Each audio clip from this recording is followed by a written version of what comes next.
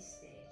Müəllim şagirdlərdən, valideynlərdən, eləcə də ətrafındakı hər kəsdən diqqət istəyir. Zəhmətinin dəyərləndirilməsini istəyir. Müəllim əməyinin bəhrəsini görmək istəyir. Müəllim nə istəyir? Mən fikrimi ümumilli liderimiz Heydər Əliyevin sözləri ilə bildirmək istəyirəm. Heydər Əliyev demişdir, mən müəllimdən yüksək ad tanımıram. Müəllim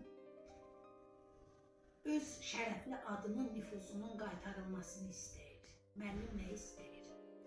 Fikrimi yenə ümumilli liderimiz Heydər Əliyevin sözləri ilə tamamlamaq istəyirəm. Heydər Əliyev demişdir, biz hamımız həyatımızda əldə etdiklərimiz, nailiyyətlərə, bütün varlığımıza görə müəllimə borcluyuq. Müəllim bu fikirdəki hikmətin hamı tərəfindən dərk edilməsini istəyir. Məktəb illəri ömrümün ən şirin